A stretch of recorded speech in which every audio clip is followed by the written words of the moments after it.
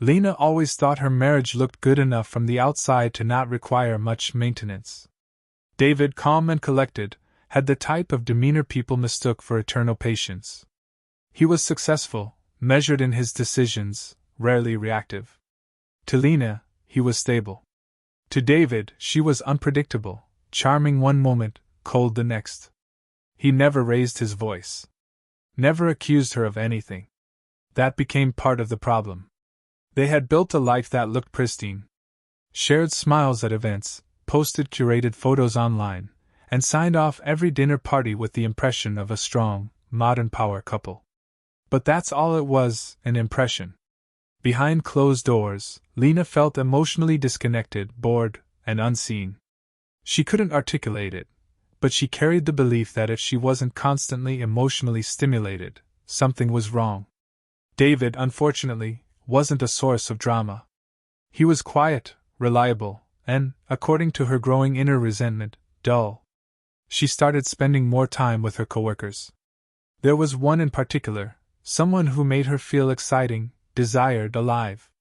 His compliments felt electric compared to David's soft affirmations. Her logic was poisoned by entitlement. If David really loved her, he'd fight harder for her attention. She believed her discontent was his failure to keep things interesting. So she drifted. Slowly. Then completely. The affair wasn't spontaneous. It was planned, emotionally invested, and justified by years of small frustrations. She knew what she was doing when she hid the texts, changed her passwords, and started lying about late nights. She told herself David didn't notice.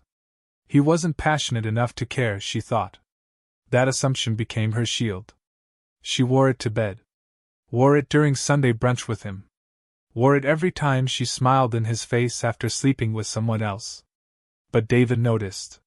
He noticed when her laughter changed. When her eyes stopped holding his during dinner. When her phone became a permanent fixture in her hand. He saw the guilt she tried to bury under overcompensation, kisses that felt rehearsed, gifts that came without meaning. He said nothing. Not out of ignorance, but because he was watching her make a choice. A choice he refused to interrupt. One evening, Lena confessed. Not with guilt, but with confidence. This isn't working. I've been seeing someone else. I think I want a divorce. She expected a scene. A shouting match. The usual theatrics she saw in movies or heard about from friends. She braced for the storm. David blinked slowly and nodded. Okay. That was it. No yelling. No accusations. Just an okay that cut deeper than any raised voice could. He didn't cry. He didn't beg. He didn't even ask who it was.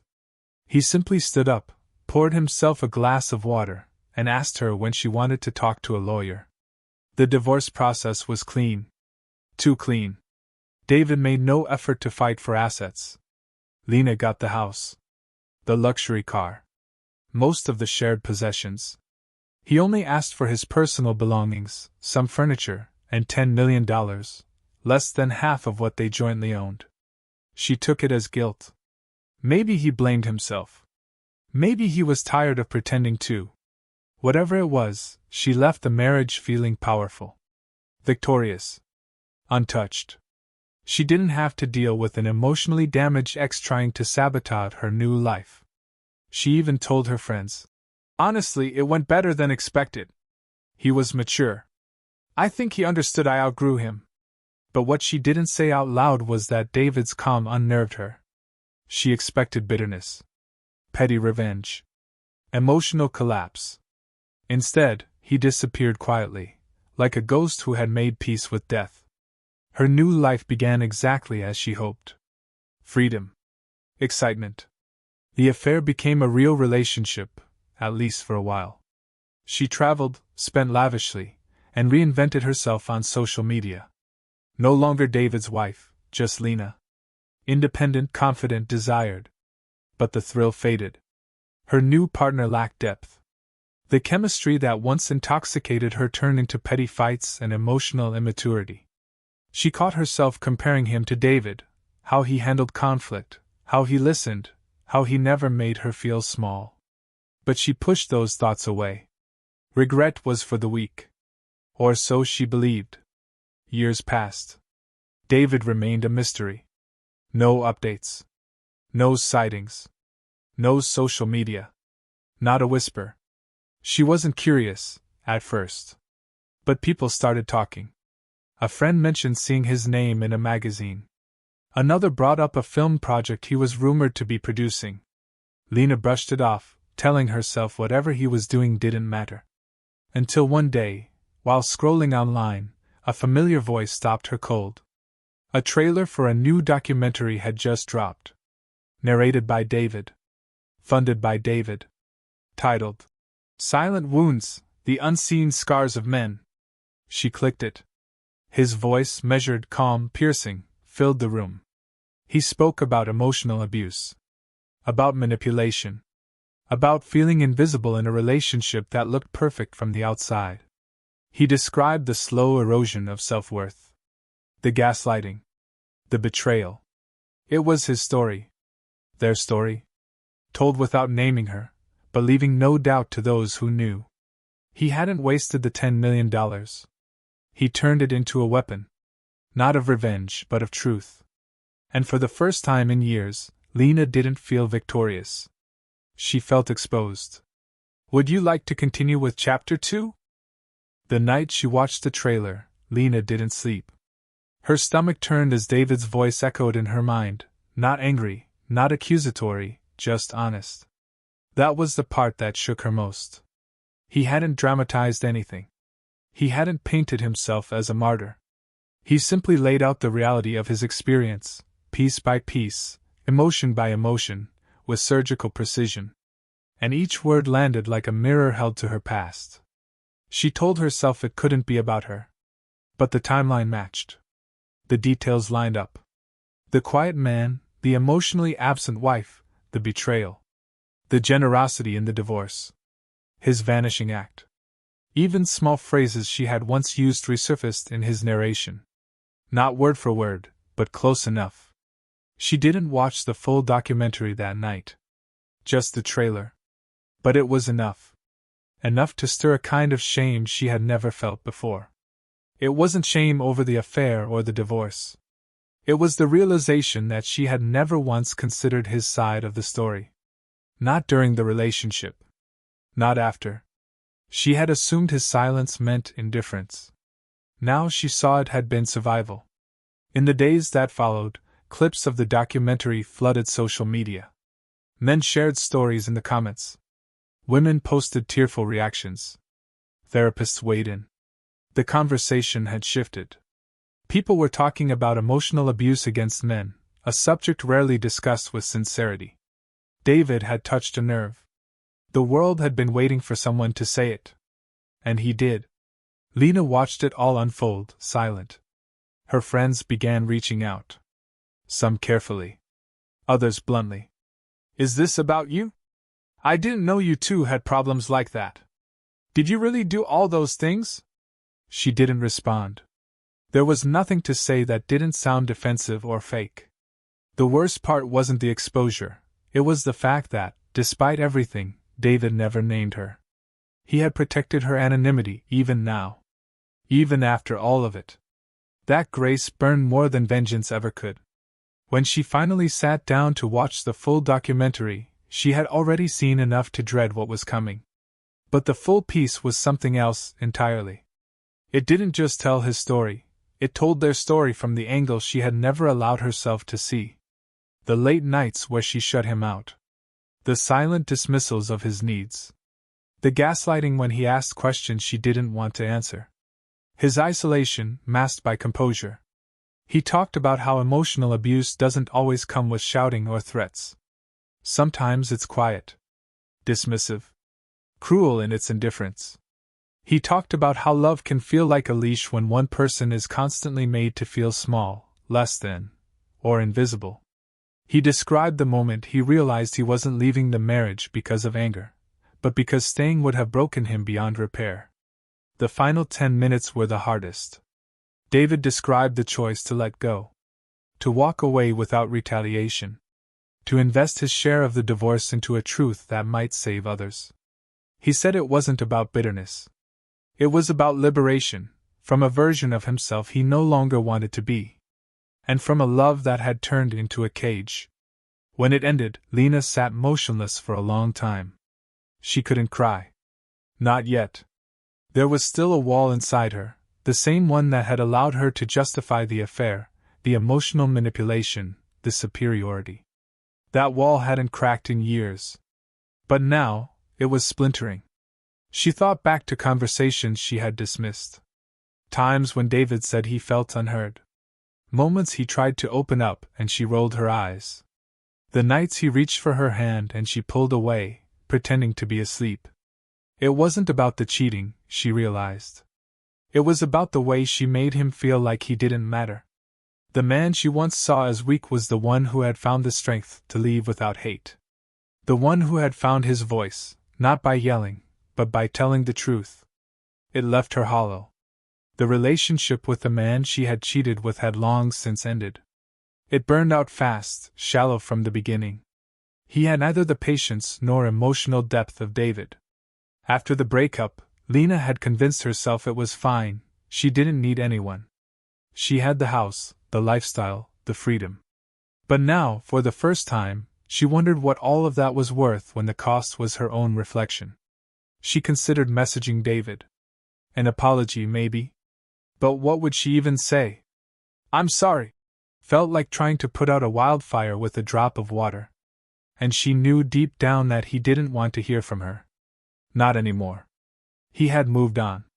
Not just from her, but from the person he used to be when he loved her. That man didn't exist anymore. And maybe neither did the version of her he had once believed in. In the weeks that followed, she stayed off social media. She turned down invitations. She started reading books on emotional abuse, listening to podcasts, and confronting memories she had buried. She wrote long, angry journal entries at first, full of denial and self-pity. Then, eventually, clarity crept in.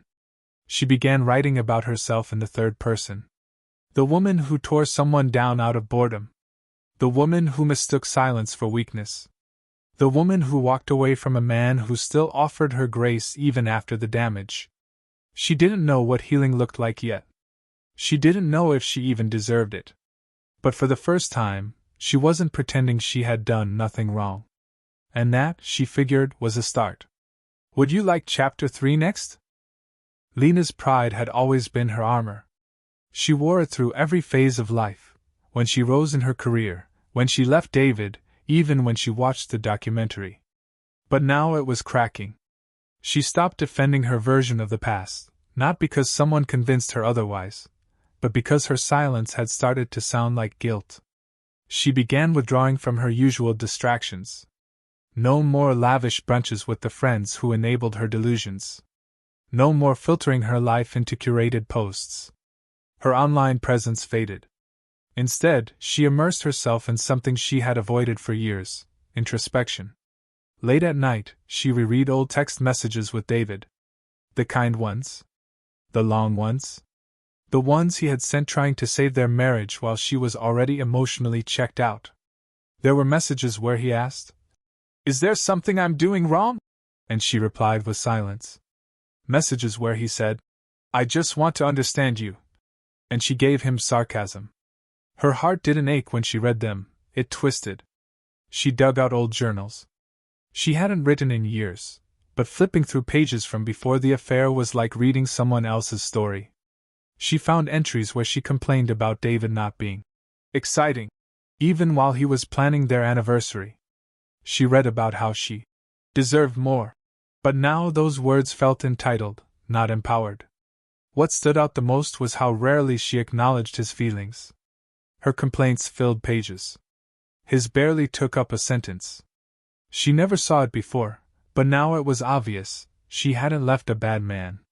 She had left a good man who had grown tired of justifying her behavior to himself. That realization didn't lead to immediate healing. It led to grief. Not the grief of losing him, she had lost him years ago, but grief over who she had been. The woman who never saw the damage she caused because it didn't look dramatic. The kind of harm that builds slowly and quietly until the other person simply disappears. One afternoon, she searched for interviews related to the documentary. She found one. David was on a podcast, being interviewed about the reception of his film. He spoke with the same calmness, the same emotional control, but there was something new: closure. He said he didn't make the film to hurt anyone, only to validate men who felt invisible in relationships where they couldn't even name the pain they were in. The host asked if forgiveness was part of his process. David's pause was brief but noticeable. "I had to forgive myself first," he said. "For staying as long as I did. For not speaking up sooner. For thinking I had to earn basic respect." He didn't mention her name, but it felt like a direct message. Lena wrote those words down. Earn basic respect. The man she accused of lacking passion had been drowning in quiet heartbreak. That night she deleted old photos of them from her phone. Not out of bitterness, but out of respect. Keeping them felt like preserving a lie. She knew now that the story she told herself wasn't just incomplete, it was delusional. She had rewritten history to paint herself as the woman who outgrew a lifeless marriage. In truth, she had sabotaged the one person who loved her unconditionally. She considered sending a letter. Not to win him back. That door had closed long ago. But to say the things she should have said while they were still together. She started writing. At first, it was defensive. Then it turned raw. "I used to think you were weak for not fighting back. But now I know you were strong for walking away. I justified my actions by focusing on your flaws instead of my cruelty. I told myself I deserved more, but I never gave you a chance to be more." When she finished, she didn't send it. She folded it, placed it in a box, and left it there.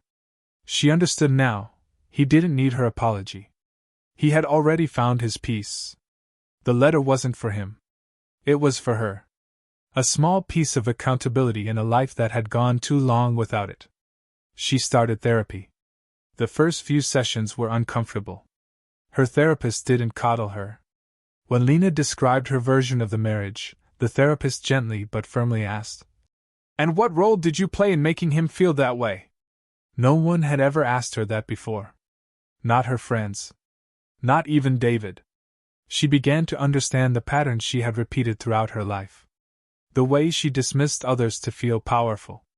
The way she avoided emotional intimacy and replaced it with control. The way she mistook detachment for independence. Growth wasn't glamorous. It was humiliating. Unforgiving. Necessary. Months passed. Lena didn't date. Not because she couldn't, but because she knew she wasn't ready. She wasn't looking for someone to fix or to worship her. For the first time, she was trying to become someone who could offer love that didn't come with emotional conditions or silent punishments. She followed the impact of David's work from a distance. His documentary sparked real change. Panel discussions. Support groups. Educational campaigns. He had built a movement, and done so without rage or bitterness. His voice gave permission for men to speak about what they previously endured in silence. The very thing Lena once mocked as weakness had become a symbol of strength. She realized something profound. She had underestimated him because he refused to stoop to her level. And now, while she wrestled with regret, he was living proof that healing doesn't require revenge. Just clarity. The hardest truth wasn't that she had hurt him. It was that he had healed without her. He had built something meaningful from the wreckage she left behind. And in doing so, he had finally become unreachable. Time passed, and Lena's world grew quieter. The silence that once felt like punishment now became space for clarity. She didn't try to reclaim her old social circle. She didn't chase relevance. Her focus shifted inward. Each day was a practice in restraint, less about grand apologies or emotional performances, more about becoming someone who didn't need to be forgiven just to feel whole. She sold the house. Not out of guilt, but because it no longer felt like hers. Every corner reminded her of the life she wasted. David had signed it over to her without a fight, but now it felt like she had stolen something from a man who walked away with dignity. Downsizing wasn't about starting over. It was about living within emotional honesty. She no longer needed to prove anything to anyone, including herself. She moved into a modest apartment near the edge of the city. Fewer distractions, fewer people, fewer opportunities to perform. For the first time, she built a life without using others as mirrors. No curated perfection. Just structure, boundaries, and reflection. In therapy, she no longer dissected the past. Instead, she explored the parts of herself that had existed long before David. The early patterns. The emotional detachment. The belief that love was conditional, transactional, something you earned by being desired or feared. She came to understand that she had never really learned how to be emotionally safe, not for herself, and definitely not for others. Her therapist once said, "You can't expect to recognize love if your foundation is built on control." That stuck. Because David had loved her, not perfectly, but fully. And she hadn't recognized it because it didn't look like chaos. She had mistaken steadiness for boredom, and patience for weakness. But now she saw clearly. He was the only one who had ever given her the space to be soft, and she crushed it. She kept watching his movement grow. What began as a single documentary evolved into an ongoing foundation. Workshops. Hotlines. Resource networks. His name was now associated with advocacy for men's mental health and emotional abuse. Not as a celebrity. Not as a symbol of revenge. But as someone who gave a voice to an invisible pain. She never tried to insert herself into that space. She didn't join the conversation. She didn't claim redemption. Because she knew this wasn't about her anymore. It never was. His healing hadn't been a message. It had been a mission. And she respected it by staying silent. There were moments she was tempted to reach out, not for closure, but to affirm that she finally understood. To tell him he had changed her, even if that wasn't his intent. But every time the impulse came, she stopped herself. Not because it wasn't true, but because some lessons are meant to be carried, not confessed. The impact mattered more than the apology. She dated eventually, but cautiously. No more seeking validation through admiration. No more choosing partners to fix or dominate. Her standards shifted, not in terms of ambition or appearance, but in emotional health. She didn't want intensity. She wanted peace. And she knew now that peace required accountability. Every day, not just after damage was done. One man in particular challenged her. He asked hard questions early. When she told him about her past, she didn't hide it. She didn't soften it. She told him she had once been the villain in someone else's story, and she didn't expect forgiveness, only that he see who she was now, not who she used to be. He didn't run. But he also didn't romanticize her honesty. He respected it, held her to it, and never let her use trauma as a shield for bad behavior. It was difficult. Not because he was cold, but because he was clear. And clarity demanded presence. Vulnerability. Ownership. All the things she once rejected. Now she welcomed them. Not perfectly. Not without missteps. But with a growing sense of integrity she had never known. She still thought of David sometimes. Not longingly, not with regret, but with recognition. He had been the beginning of her unraveling, and in a way, her rebirth. His silence taught her more than any confrontation ever could. And the truth he shared with the world exposed the lie she had been telling herself for years, that she had been the one who got away. In reality, he had. He had walked away from her, from their shared dysfunction, and into a life built on purpose. She no longer wished to be part of that journey. Her chapter in his story was over. But her own story was still unfolding, finally honest, finally grounded. One evening, while walking through a local bookstore, she passed a display featuring a new memoir about emotional resilience. It featured a quote from David on the cover. Not about abuse. Not about relationships. Just a single line. Healing isn't about justice.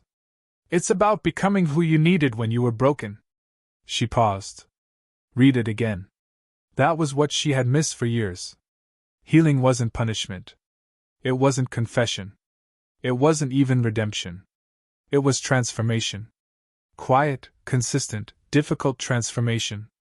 And maybe, just maybe, she had started to become that person, not for David, not for anyone else, but for the version of herself who once believed power came from control. Now she knew it came from accountability. Years passed. The story faded from headlines, from whispers, from the casual interest of those who once treated David's documentary as social commentary or scandal. But for Lena, the story never truly ended. It became the quiet backdrop to everything she did, every decision filtered through a lens of hard-earned clarity. She didn't run from her past anymore, but she didn't live in it either. It was a shadow that walked beside her, not ahead of her. She had grown used to a life without distraction.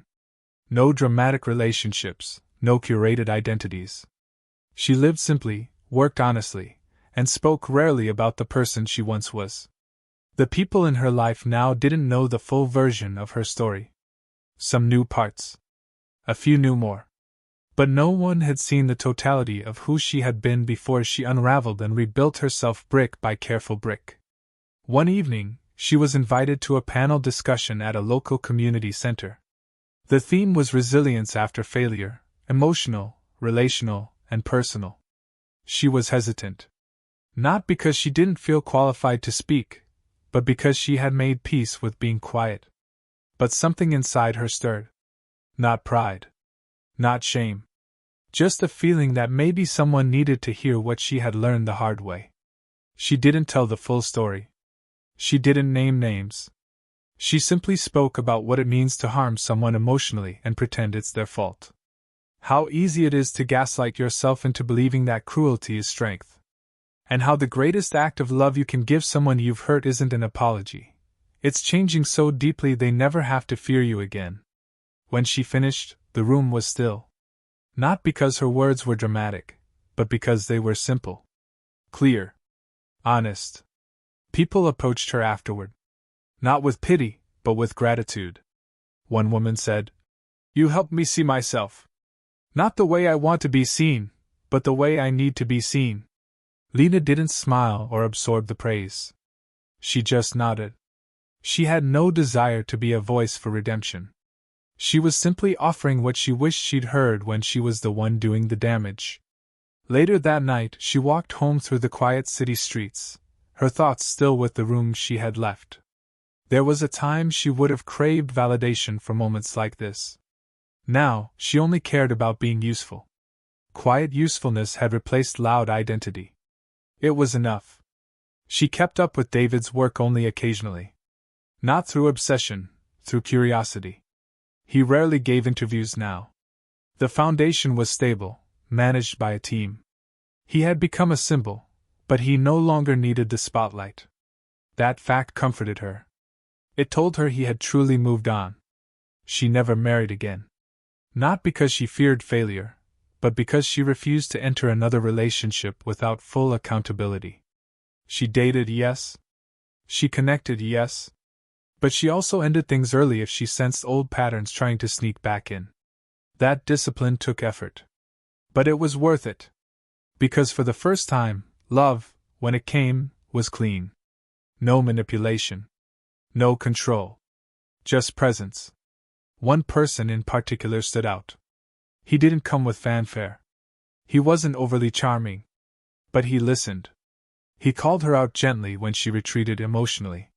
He didn't try to fix her, and he didn't let her hide behind insight. He once told her, "Awareness isn't the same as change." She held on to that line. Because he was right. You can know everything about yourself, and still choose the same damage unless you disciplined yourself not to. They built slowly. No rushing. No declarations. Just time, honesty, and effort. She never told him everything about her past. Only what mattered now. Enough to understand the road she walked. Enough to explain why she valued peace over excitement. She didn't believe in redemption as a prize anymore. She believed in responsibility as a practice. That was her discipline. Living each day with enough awareness to not slip into the version of herself who once destroyed a good man and called it freedom. One morning, While having coffee alone, she saw a news article highlighting a new initiative David's foundation had launched: support centers for teenage boys dealing with emotional neglect and domestic silence. There was a quote from him: "We can't change where we came from, but we can change what we normalize." She stared at it for a long time. That sentence wasn't just about them. It was the message she had built her own new life upon. She didn't cry. She didn't ache. She just felt still. Grateful, even, that she had known him. That she had been exposed. That she had lost him. Because in losing him, she had been forced to find herself, and not the curated version, but the one underneath all the performance. The last piece of healing came quietly. One day, she walked past a bookstore. In the window was a display for a new book about emotional intelligence in relationships. One chapter was written by a contributor she recognized as one of David's early advocates. She went inside, bought the book, and read it in 2 days. There was a passage that read, "Some people never get the apology they deserve, but they still get to heal." She underlined it. Not because it applied to David, but because it now applied to herself. She never became famous. Never reclaimed her social circle. But she did something better: she lived without causing harm. She loved with clarity. She remained accountable, even when no one was watching. She never needed to be forgiven. She needed to become someone worth forgiving. Would you like a closing epilogue to wrap everything up? Years later, the world had changed, but Lena's pace remained deliberate. She had settled into a rhythm, a life measured not by accomplishments or appearances, but by how consistently she lived with awareness. The noise of ambition, regret, and redemption had long faded. What remained was discipline. Quiet choices that built integrity over time. She no longer spoke about her past unless there was a clear purpose. Most days, it didn't even cross her mind. Not out of repression, but because it no longer controlled her. The guilt had transformed into responsibility, and responsibility had turned into character. What used to be emotional debt had been paid back in 1,000 quiet moments, times when she could have lied, manipulated, or avoided discomfort and chose not to. She stayed in touch with a small group of people, real connections, nothing performative. They knew her for who she was now, not who she had once been. She didn't chase admiration from them. She just showed up, consistently. When she gave advice, it was simple and direct: do the hard thing early. Have the uncomfortable conversation. Own your part. Don't wait for a collapse to wake up. The man she had grown close to remained in her life. Not in a fairy tale way, but in a grounded one. They shared space, decisions, occasional conflicts, but all of it was built on transparency. He knew her tells. She knew her triggers. And when old patterns surfaced, she didn't hide from them. She named them before they grew roots. That was love now, not passion, not intensity, but mutual clarity. She started mentoring younger women quietly. Not as a public figure. Just someone willing to tell the truth. She didn't frame herself as wise. She just offered what she wished someone had told her at 25: don't confuse control for confidence. And don't mistake silence from a partner as emotional weakness. She shared what it felt like to be the one who hurt someone good, and what it took to live with that. Not to be punished, but to be changed. She was no longer afraid of being disliked. That fear had once driven everything: how she dressed, how she spoke, how she chose partners. Now, she saw being disliked as a natural result of having boundaries and truth. Not everyone wants growth. Not everyone wants honesty. But she did. And that made peace non-negotiable. She visited her old neighborhood once. Not to reminisce, but to mark the distance. The house had been remodeled. A new family lived there. She didn't linger. Just stood across the street for a moment and took it in. Not as something she had lost, but as something she had outgrown. What she once thought was the peak of her life now looked like a chapter closed with a steady hand. Occasionally, she still received messages from people who had watched David's documentary years ago. They'd find her email through professional contacts or social networks. Most never mentioned his name directly, but she could tell they knew. Some reached out for guidance. Others shared how it helped them reflect on their own behavior. She didn't offer canned responses. She replied when it felt right, with care, with caution, never self-righteous. She never framed herself as a victim of her own past. She refused to make healing a brand. Her growth was personal, not a campaign. That separation was important. It preserved the sincerity of her change. It reminded her that not every story had to be shared to be valid. One message stood out. A man wrote simply, "Thank you for not defending the worst version of yourself. It helped me leave someone who still is." She read that twice. Not with pride, but with clarity. She had caused pain once. But now, through the slow discipline of change, she had helped prevent it in others. That mattered. Quiet impact mattered. She sometimes wondered what David would say if he saw her now. Not because she needed his validation, but because she had spent so long learning from the mirror he once held up. She didn't imagine reconciliation. She didn't imagine closure. Just a nod between two people who had learned what they needed to, at a cost neither of them had expected.